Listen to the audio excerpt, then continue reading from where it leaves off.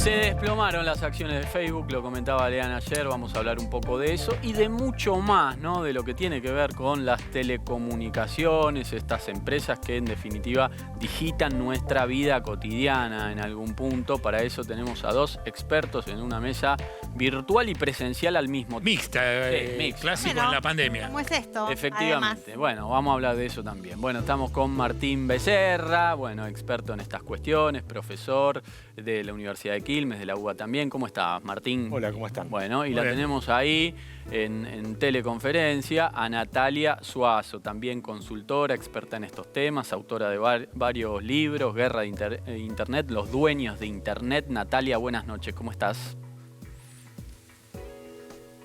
Ah, estás muteada, me parece. No te oímos. Ahora sí. Ah, Hola, ahí va. buenas noches. Ahora sí. Un ejemplo de lo que pasa con esta virtualidad que aprendemos todos los días. Empecemos, si les parece, amigos, amigas, sobre lo que comentaba recién Pato, ¿no? Lo del derecho al olvido en las redes sociales, en los buscadores. Es todo un debate, ¿no? Respecto a si yo publico cosas, ¿no? Difundo mi vida privada, pero en algún momento me arrepiento. Digo, la verdad que no estoy orgulloso de eso que publiqué hace 10 años, 20 años. Y esto le pasa también a muchas figuras que pasan de estar mirando la tele, rascándose el ombligo, a ocupar cargos importantes. De hecho, hubo un jurista que casi pasa a ser juez de la Corte Suprema y había publicado cosas hacía 20 años que no tienen que ver con esa misma trayectoria. ¿Cómo abordar ese debate y cuánto atender al reclamo de Natalia Denegri o del que sea? No sé, Natalia, si vos querés empezar o cómo hacemos. Empezá. Primero Martín, dale, primero los que están aquí. Yo creo que es un tema dificilísimo, porque es cierto lo que vos decís, que todos tenemos derecho a arrepentirnos, a meter la pata y a querer corregir esas metidas de pata.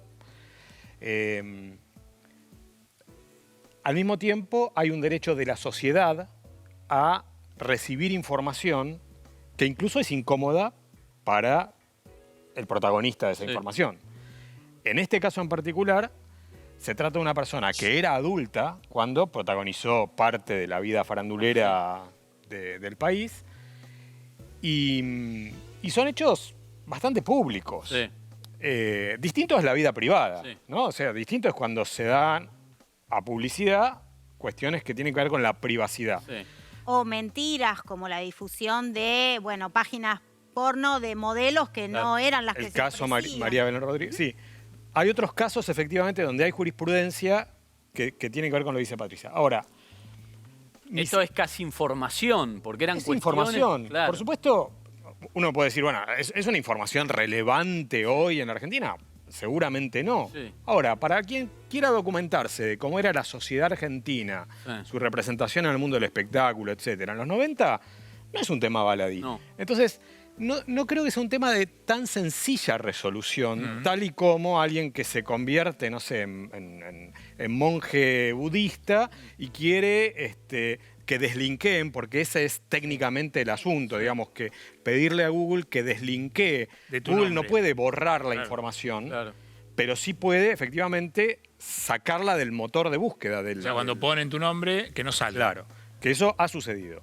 Y eso es un poco lo que está regulado en Europa. En América, en el continente americano, este derecho al olvido, si bien es invocado, incluso en algunos fallos, por ejemplo el de la Cámara Civil, todavía no tiene la envergadura, porque en Europa realmente lo que hay es jurisprudencia, hay leyes que regulan el llamado derecho al olvido. Pero bueno, vamos a ver qué dice Natalia.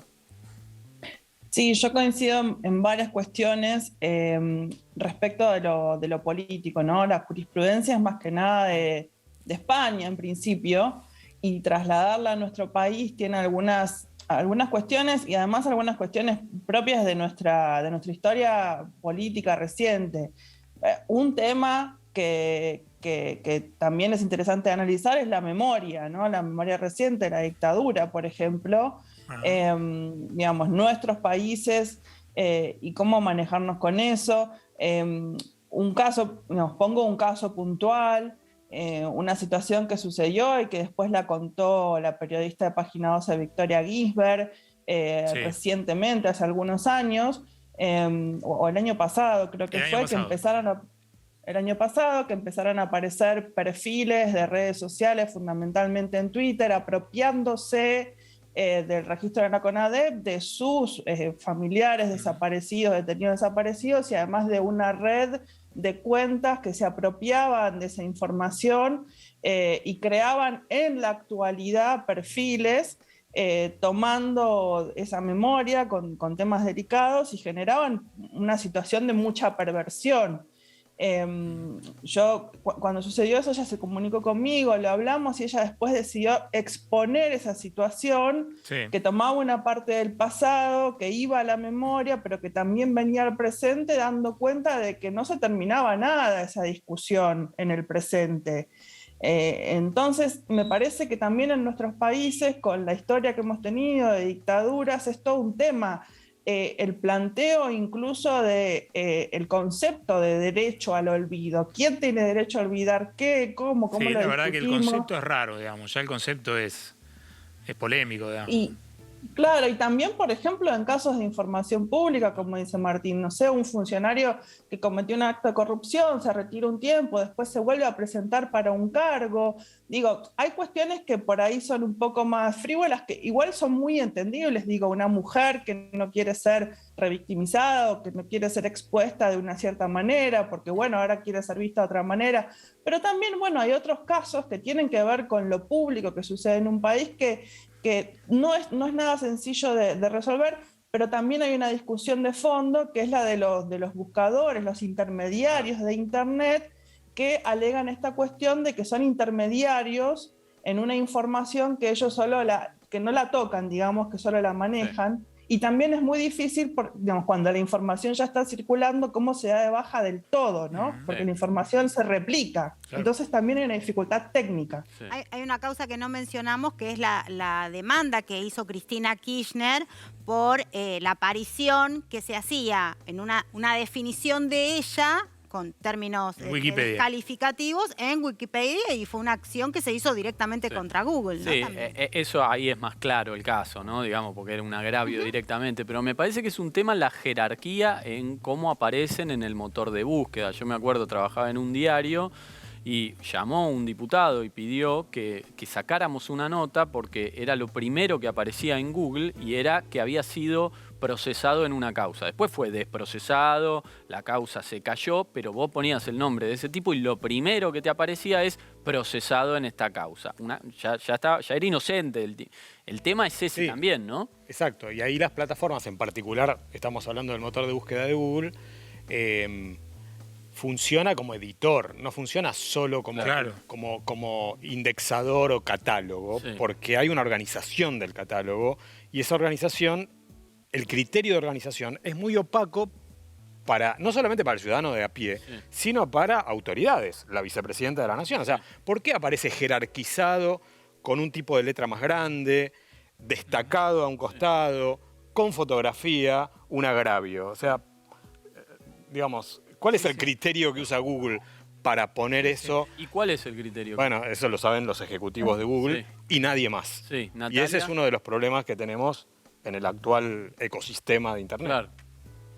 Creo que una cosa, digamos, esa opacidad de la que habló Martín, creo que cuando Cristina hizo esa demanda, fue justamente ese punto. Cristina dijo, muéstrenme el algoritmo, muéstrenme la fórmula. Y fue muy interesante el punto al que ella se refería, que es, quiero saber cómo ustedes organizan la información, porque claramente... ¿Y eso se lo explicaron en la decisión? Todavía la causa está abierta, no es una demanda que a resolverse todavía.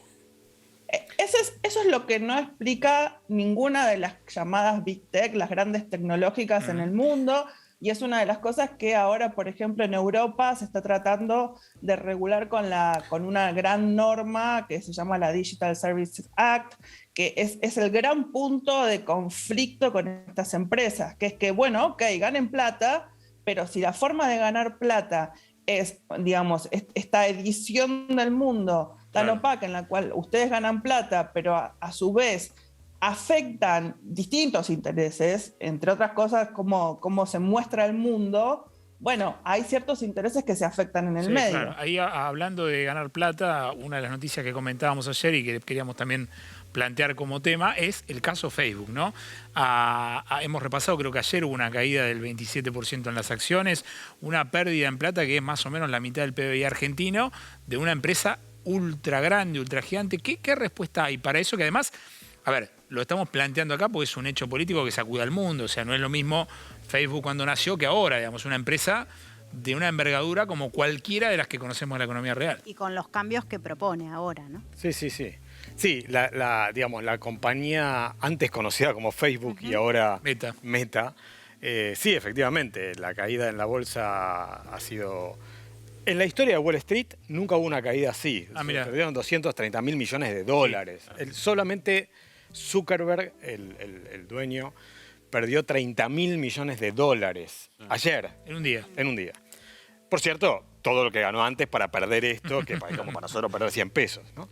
Pero, digamos, es una reacción a un hecho inédito, que es que desde 2004, que fue creada Facebook, es la primera vez que pierde usuarios diarios activos.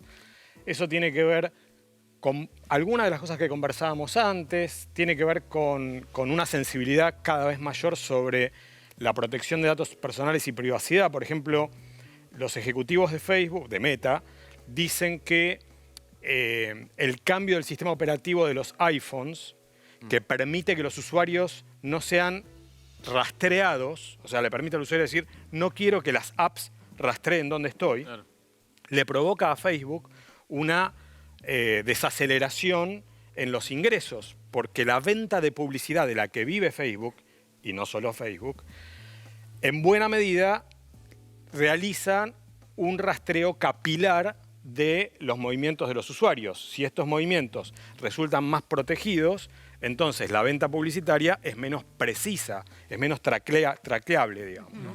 Entonces, bueno, esta cadena desembocó en una pérdida efectivamente de la valorización bursátil de la compañía, en una especie digamos, de fuga hacia adelante, que es este cambio de nombre con esta plataforma o esta aplicación Metaverso que anunció Zuckerberg a fines del año pasado.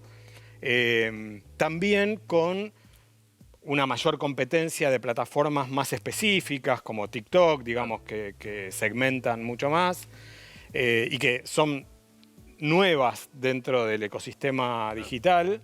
Y además porque Meta, ex Facebook, tiene un problema de que ya no, digamos, la mirada antimonopolio de los países centrales, tanto de Occidente como también de China, es hoy mucho más rigurosa y entonces su expectativa de crecimiento está en discusión. Todo lo que ha hecho, antes compró WhatsApp, compró Instagram, es difícil que pueda seguir comprando porque la mirada de los reguladores hoy es muy diferente a la mirada que tenían hace 5 o 10 años. Sí, no podría comprar TikTok, por ejemplo. No podría. ¿Natalia? Sí, de hecho, hoy acaban de multar a Facebook por la compra de Giphy, el regulador británico acaba de multarlos. También son multas millonarias que además antes los países, los reguladores de los países no los multaban. Creo además que hubo distintos momentos, distintos puntos de inflexión en donde estas cuestiones, en donde Facebook manejó con muy poca transparencia las cuestiones de la privacidad, el manejo de datos. La primera, por supuesto, por la mayoría ligadas a alertas externas, no porque la compañía haya querido divulgar esto. Primero Snowden, recordemos, Edward Snowden. Sí. Después el caso Cambridge Analytica. Recientemente la ex empleada Frances Haugen, que directamente dijo que la empresa era plenamente consciente de la manipulación que se realizaba de los datos, sobre todo en niños y en adolescentes, que además los niños y adolescentes son quienes más redes sociales usan al mismo tiempo, digamos, son el driver, los que lideran el consumo de las redes, entonces son un público que además hay que tener muy, como se dice en la jerga, fidelizado. Y entonces los reguladores ante estas cuestiones repetidas, es decir, Facebook hace experimentos con la privacidad prácticamente desde que empezó. Es decir, Facebook empezó en 2004 y conocemos experimentos con cuestiones de privacidad publicados, es decir, está publicado desde aproximadamente 2006, o sea, siempre lo hizo. Pero tuvo que llegar un momento en que los reguladores de los países, ya sea por cuestiones de privacidad o por cuestiones monopólicas, o sea, de mercado, se animaran a empezar a tomar estas medidas, a empezar a poner multas. Que, digamos, a una compañía que ha ganado tanto, digamos, no podría, digamos, no le hacen tanta cosquilla, porque digamos que lo que supimos es lo que perdió, pero por otro lado, en el último trimestre, también la compañía ganó 33 mil millones de dólares. Es casi lo mismo que Argentina le debe al fondo. O sea, Argentina le debe 44 mil millones de dólares al fondo. Bueno, en 3 meses Facebook ganó 33 mil millones. Es decir, también hay que ver que estas son las empresas que más dinero ganan en el mundo. Durante la pandemia, con la gran crisis económica similar a la de 1929, siguieron ganando. Yo creo que estamos en un momento en el cual, después de un gran pico digamos, muy monopólico de las plataformas, ahora se está repartiendo un poco entre otras aplicaciones, otras plataformas. Lo de China tiene bastante que ver, digamos, TikTok es una plataforma propiedad de China. Y además hago una pregunta desde la ignorancia. Facebook aparece ahora como el gran malo de la película, pero ¿alguna otra plataforma no corre también el riesgo de apropiarse de esos datos que, digamos, mirando Facebook no nos damos cuenta que también estamos entregando nuestros datos a otras plataformas parecidas? Todas las plataformas tienen el mismo modelo de negocios. En general, todas tienen el mismo modelo de negocios. Es un modelo de negocios en el cual nosotros usamos gratuitamente, básicamente, la plataforma y nuestros datos segmentados, perfectamente segmentados, luego sirven para vender productos y servicios. O sea, el modelo de negocios es el modelo de negocios de Internet. El punto con las plataformas, con estas plataformas específicamente, con Facebook o con Amazon, es que son muy dominantes cada una en un mercado, y hasta ahora, y además ese dominio que las ha llevado a ser muy ricas cada una en su mercado, las ha podido comprar hasta ahora, comprar otras, porque Facebook luego compró primero WhatsApp y después Instagram. Entonces se han instalado en los mercados con mucho poderío. Entonces, ese es un tema de que no solo tienen los datos, sino que tienen muchos datos acumulados. ¿Cómo entra la geopolítica en esto? Porque estamos hablando como si fuese una pelea corporativa y me da la impresión de que tiene que ver también con los intereses de Estados Unidos, de China. Europa me da la impresión, corregime Martín, mirándola pasar un poquito más. Pero ¿cómo es la conexión también con los intereses geopolíticos? Sí, bueno, en general estas compañías están muy identificadas con las potencias donde tienen su sede societaria. Como decía Natalia, TikTok en China. Bueno, en China en particular además tiene su propio ecosistema, tiene una red social que se llama WeChat, que es como la integración de muchas de las plataformas que en Occidente tenemos en distintas compañías. Pero Google, Facebook, Amazon, Apple, Microsoft están plenamente identificadas. Tan identificadas que muchos de los ejecutivos de estas empresas han sido políticos de altísima exposición en Estados Unidos o en Gran Bretaña. El vicepresidente de Facebook hoy es un político notable del Reino Unido y efectivamente echan mano de esta puerta giratoria, de este sistema de puerta giratoria, porque son compañías que no solo recolectan datos personales, sino que marcan tendencias y además, según los propios gobiernos de estos países, pueden, al marcar tendencias, permitir campañas de desinformación masivas, habilitar campañas de desinformación masivas. Es discutible la efectividad de esas campañas o no, etc. Como decías, Europa un poco lo ve pasar. Europa es consciente de esto. En los últimos años, Europa está discutiendo y generando una batería de normas regulatorias súper interesantes, por ejemplo, de mayor protección de datos personales, de revisión de la responsabilidad de las plataformas, por ejemplo, en contenido dañino en población vulnerable, como pueden ser adolescentes, niñas y niños. Por ejemplo, en la relación del modelo de negocios de las plataformas digitales y el de los medios de comunicación, sobre todo en temas de interés público. O sea, hay una revisión a la europea, digamos, y me parece que en América Latina, que por distintos motivos tenemos esta discusión mucho menos avanzada, es interesante observar lo que pasa en esta discusión regulatoria en Europa, porque, por ejemplo, la regulación europea de datos personales está, digamos, es tan rigurosa que a las compañías la adoptaron como el estándar, incluso en regiones como América Latina, donde esa ley no rige. Entonces, yo creo que es un tema obviamente para seguir y lo que comentaban antes Patricia y Natalia respecto de la sensibilidad que existe sobre la cuestión de datos personales, hoy por hoy es clave. Y tiene que ver también con la soberanía. O sea, ¿quién es el soberano? ¿Quién es el dueño del dato personal? O sea, si los soberanos somos los ciudadanos y las ciudadanas, ¿no es lógico que sepamos qué se hace en el procesamiento de esos datos? O sea, pues son tus datos, finalmente. ¿No? O sea, hay una cesión muy graciosa a las empresas sin recibir a cambio, por lo menos, información de qué hacen con eso. Sobre todo cuando uno no puede a veces elegir, porque uno puede no estar en Facebook, pero hay otras cuestiones donde te quedás afuera del mundo si no estás hoy conectado, para instalar un ¿no? televisor nuevo te piden datos que después van a aplicaciones. Digamos. Sí, sí. Y es difícil. Vos decís, yo puedo elegir no estar en Facebook. De hecho, yo elegí no estar en Facebook. Sí. Pero es muy difícil elegir, digamos, desconectarte de tus entornos de sociabilidad, de tus contactos, de tu familia, de tu posibilidad de laburo. Claro, o sea... Sos un paria, ¿Cómo? contemporáneo. ¿No tenés WhatsApp? Sí, no tenés WhatsApp, entonces no pegás una changa. Si sos albañil, no te llaman para laburar. Completamente. Martín Becerra, Natalia Suazo, nos quedamos sin tiempo. Apasionante conversación. La repetimos, sí, porque esto va a seguir. Muchísimas gracias a ambos dos.